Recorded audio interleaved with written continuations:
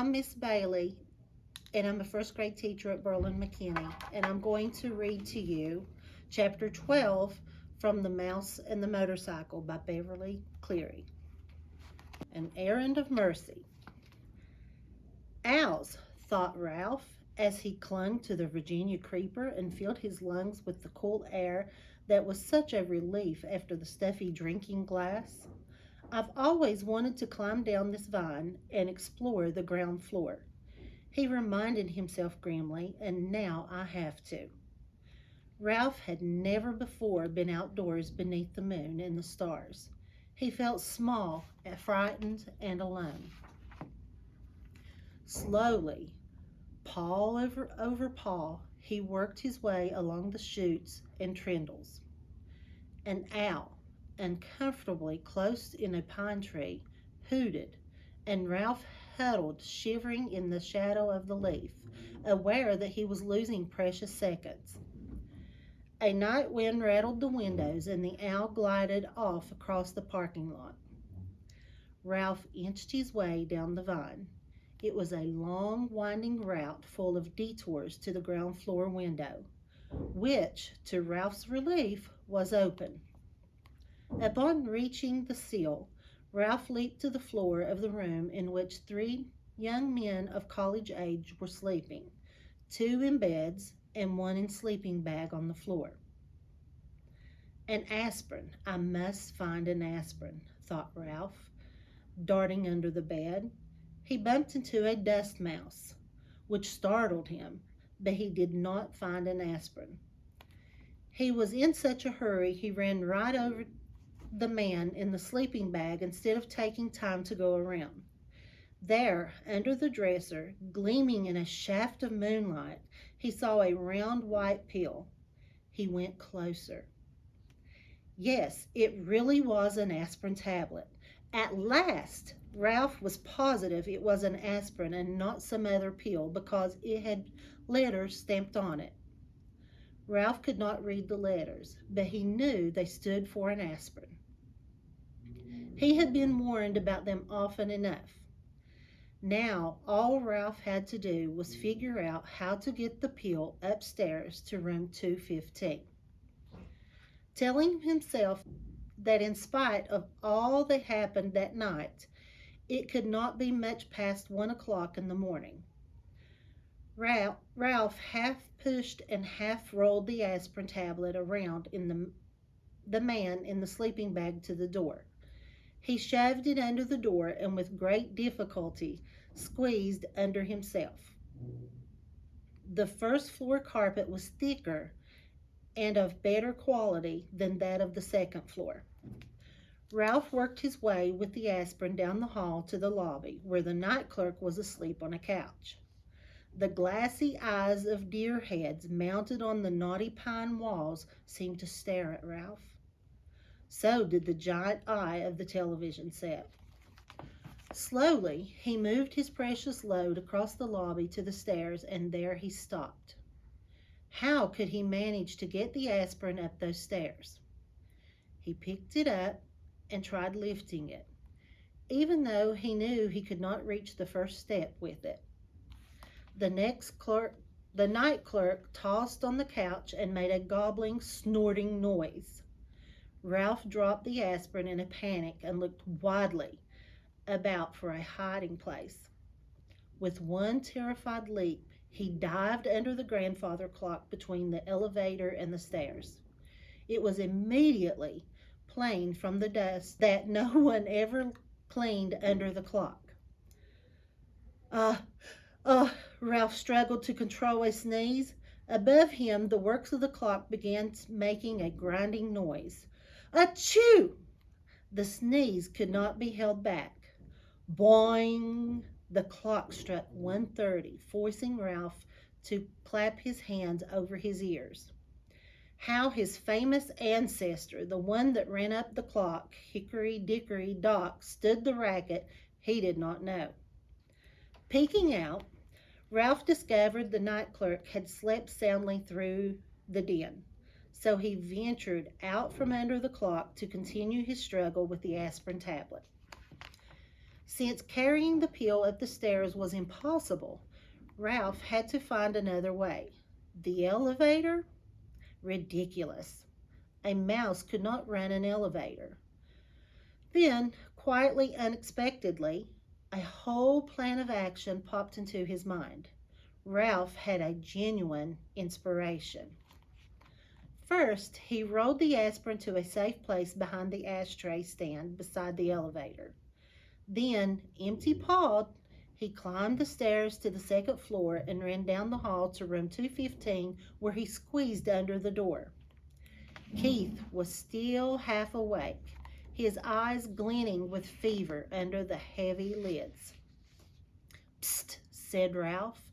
"I found an aspirin for you." Murmured Keith. "An aspirin tablet? I've found an aspirin. Where is it?" Keith was more awake now, down on the first floor. Oh, Keith was obviously disappointed. "Now wait," said Ralph. "I can get it up here, but I've got to have some help. You'll have to let me take your sports car." "You're too young," mumbled Keith. "I am not." And it was true that Ralph felt very much older than he had when he lost the motorcycle. "Come on, you need that aspirin, don't you?" "You already lost my motorcycle." "Oh, come on." Ralph was growing more impatient as he felt the night slipping by.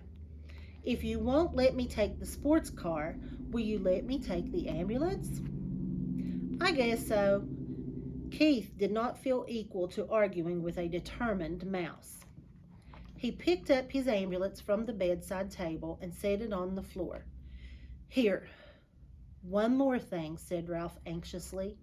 "Do you think you could manage to open the door for me? I know you feel terrible, but it is the last thing I'll ask. Honest, and I promise I have the aspirin up here in no time."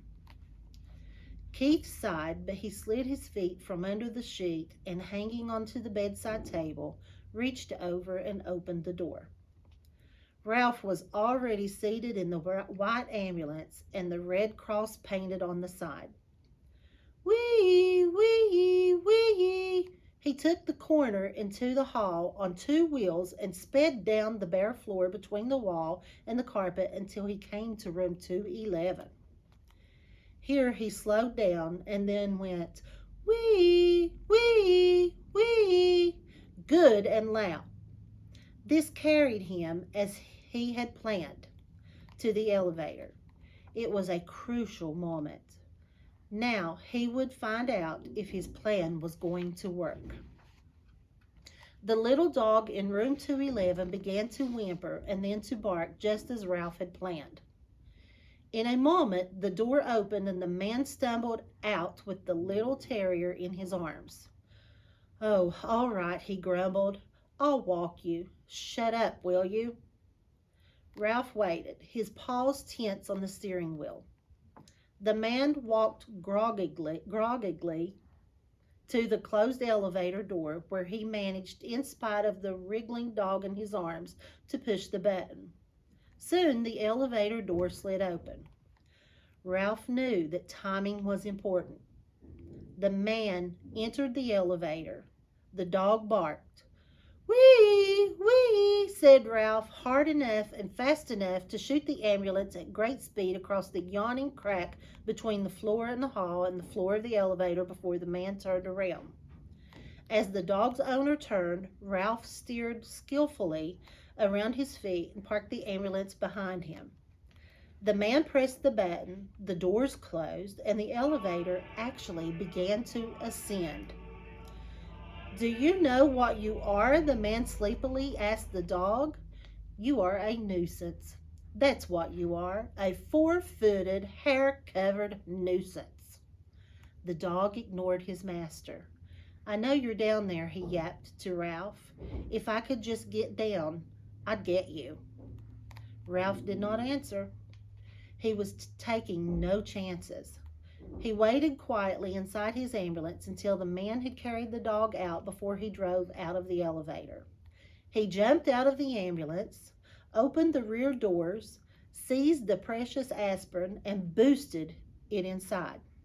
Slamming the doors, he ran around and jumped into the driver's seat. There was not an instant to lose. Whee! Whee! The ambulance moved toward the open elevator, but unfortunately, by the time Ralph was slightly out of breath, the front wheels of the ambulance caught in the crack between the floor in the lobby and the floor of the elevator. The ambulance was stuck. Oh no, thought Ralph. Not now. I can't fail now. Whee! Whee! He managed to gasp. The wheels spun, but the ambulance did not move. Ralph jumped out, but put his shoulder to the rear of the vehicle and pushed with all his strength. Nothing happened. In a moment, the man would be returning with his dog. Desperate, Ralph climbed back into the ambulance. He took a breath so deep he thought his lungs would surely burst. Whee! Whee! Whee! He made the sound hard and fast and high-pitched. The wheels spun. The ambulance moved slowly at first, and then, as the tires got a grip on the floor of the elevator, it shot out of the crack and across the elevator and hit the rear wall with a bump. Ralph collapsed over the steering wheel, limp with relief, just as the man came back through the lobby with his dog. I guess some boy lost his toy ambulance, muttered the man, more awake now, as he stepped in and pressed the button. Toy, thought Ralph indignantly. This ambulance is carrying medical supplies to the sick.